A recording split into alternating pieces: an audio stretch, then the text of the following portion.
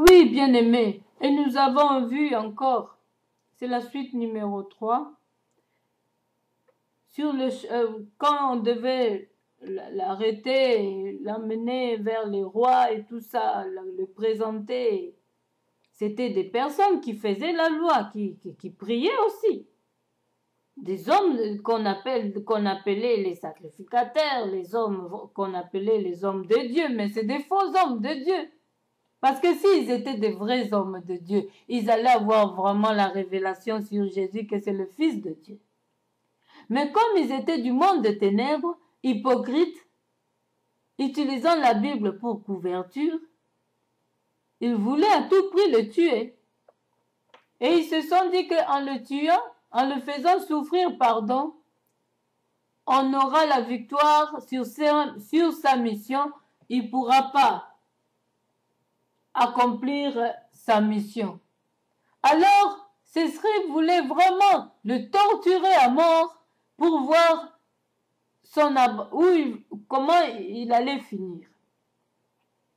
Et dans le malheur, il y a toujours les gens qui peuvent prendre votre part, comme l'autre roi j'ai oublié son nom, bien-aimé, excusez-moi. Il s'est dit que nous sommes dans la ville d'Hérode, amenez-les là-bas parce qu'il ne voulait pas, il voyait que c'était une personne saine, qui n'avait pas péché, il n'avait pas fait du mal. Il leur a même demandé de le comparer à Barabbas, parce que lui n'avait rien fait du tout. Et Barabbas était vraiment un grand criminel. Et ils ont dit non, on préfère que Barabbas puisse être libéré que lui. Alors, Jésus, c'était dans le plan de Dieu. Alors, le roi s'est dit non, le gouverneur, pardon, s'est dit non. Je lave mes mains, je ne veux pas me mêler dans vos histoires du monde de ténèbres, faites-le vous-même. Alors, il s'en est débarrassé. Et ils ont accompli la volonté du Seigneur jusqu'au bout. Jésus a porté sa croix de souffrance jusqu'au lieu du crâne, là où on l'a cloué. Et en chemin, il a montré son souci à une des femmes qui devait pleurer sur lui, se lamenter, croyait que Jésus souffrait. Oui, la chair souffrait, mais spirituellement, Jésus était fort. Spirituellement, Jésus était fort, mais il faisait ce qu'il devait faire. Alors, bien-aimé, il a montré qu'à la femme, on devait pleurer pour nos enfants, nos familles. Parce que Satan est sur la terre, était jeté sur la terre pour nous faire souffrir aussi. À cause de son orgueil, il vient maintenant, il vient nous maltraiter. Alors on devait pleurer sur nous et sur nos enfants, nos familles. Et c'est ce que Jésus lui faisait comprendre, que je souffre comme ça pour vous, pour les familles et les enfants. Il aime les enfants, il dit. Le royaume des cieux ressemble à ceux qui lui ressemblent aux enfants. Laissez les enfants venir à moi. Alors c'était son souci que ces familles, les enfants, puissent vraiment être sauvés. Alors il s'avança jusqu'au lieu du crâne. Et c'est là-bas, comme vous voyez, maman Marie, sa maman, était une femme c'est tout à fait normal qu'une maman souffre intérieurement, même si c'est la mission du Seigneur, de Dieu. La maman va manifester sa souffrance, mais en priant, c'était une femme de prière. Elle soutenait aussi son fils dans cette souffrance, que son fils aille jusqu'au bout. Et cette maman soutenait son fils Jésus-Christ. Alors, et cette maman n'a pas lâché. C'est comme ça une maman doit soutenir ses enfants jusqu'au bout de leur mission. Laisser les enfants étudier librement jusqu'à la fin. Ils ont des diplômes de licence et les enfants peuvent maintenant voler eux-mêmes. Travailler, c'est-à-dire voler. Je ne vais pas dire voler, aller voler dans les magasins, non, non. Les enfants peuvent voler comme les oiseaux. Donc, travailler maintenant, se chercher lui-même du pain, et ça, c'est ça. C'est comme ça que Marie a fait. Jusqu'à l'accomplissement de sa mission, Marie a soutenu Jésus en prière. C'est ça le devoir d'une femme. Soutenir les enfants dès le bas âge, vous les éduquez très bien, jusqu'à ce que les enfants aient des diplômes et puissent travailler et être indépendants et réussir. C'est ce que Marie a fait pour Jésus-Christ. Alors, c'est alors que Jésus maintenant va recommander Marie à Jean et Jean à Marie, que c'est ta maman, comme moi je ne suis plus sur la terre, occupe-toi d'elle, parce que moi j'étais avec elle. Et c'est comme ça. Mais il ne voulait pas dire que maintenant on va commencer à se mettre à prier Marie, parce que Marie n'était pas Dieu. Cela ne veut pas dire qu'on doit prier Marie, non. On doit faire comme Marie a fait. Soutenir les enfants jusqu'au bout de la mission, à l'accomplissement, à la réussite. Et Jean devait faire aussi pareil. C'est un homme, tout en étant papa aussi. Alors, c'est ça la révélation que Dieu voulait donner sur Marie et sur Jésus, ces messages-là. Alors, il annonça aussi à Marie que tout est accompli. Parce que Marie savait que son fils est venu pour une mission. Et vous voyez bien que Marie ne se lamentait pas comme les autres, parce que les autres se lamentaient comme ça, parce qu'ils ne savaient pas la mission de Jésus-Christ. Mais Marie était forte dans la prière, parce qu'elle savait que c'est un moment douloureux. Je dois soutenir mon fils dans la prière, pour qu'il aille jusqu'au bout. Même avec la torture. Alors, Jésus a demandé pardon pour ces scribes, ces pasteurs, faux pasteurs avec de longues robes, qu'il nous met même en garde dans Matthieu. Vous pouvez lire, je mettrai les versets bibliques après. Donc, bien aimé.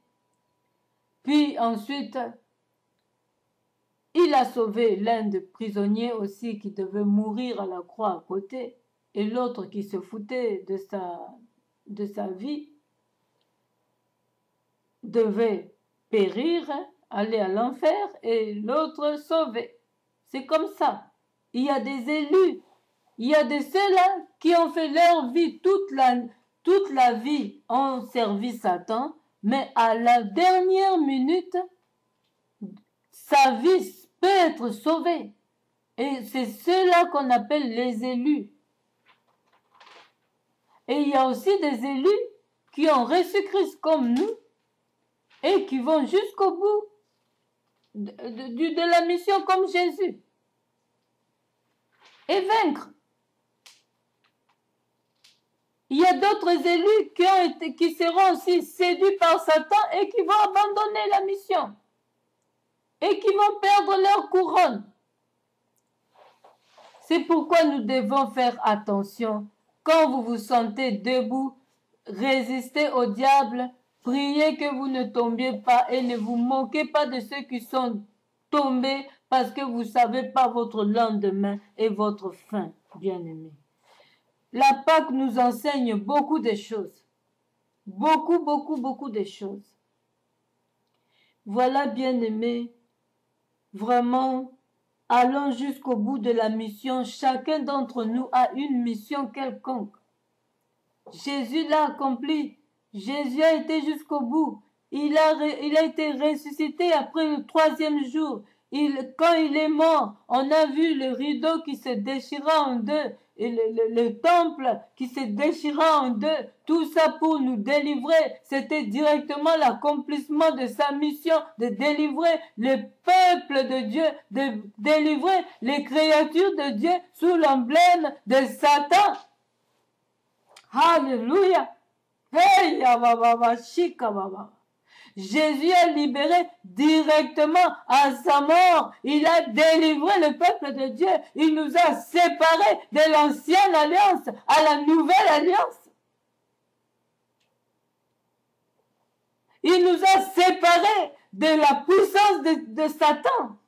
Il nous a délivrés de la puissance de Satan qui nous enchaînait, qui nous rendait esclaves. Parce que Satan était tombé sur terre. Et le monde lui a été rendu. Alors on devait être sauvé quelque part pour y survivre. Et Jésus l'a accompli jusqu'à la fin. Jésus est allé jusqu'au bout pour nous. Il a porté cette croix, cette souffrance pour nous libérer.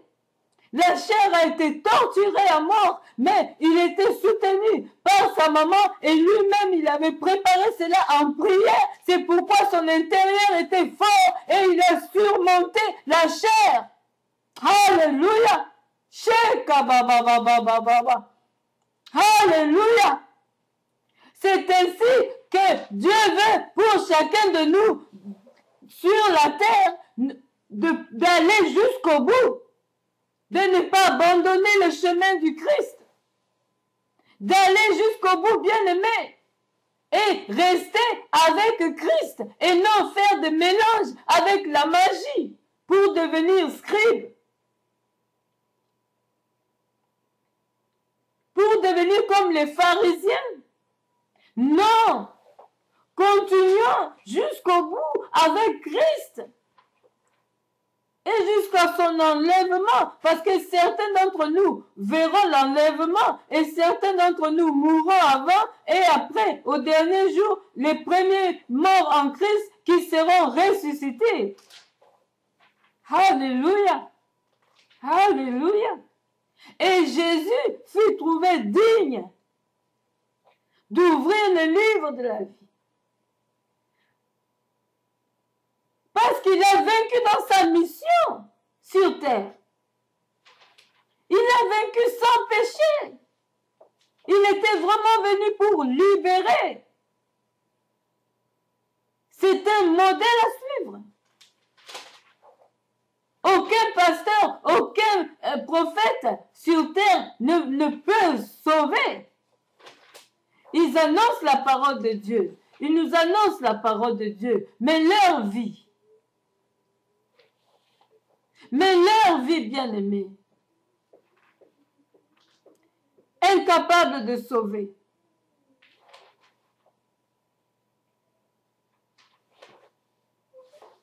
Alors accrochons-nous à ce Jésus et ne négligeons pas non plus les serviteurs de Dieu. Parce que vous connaissez l'histoire de Lazare. Quand il était riche, hein, il est mort.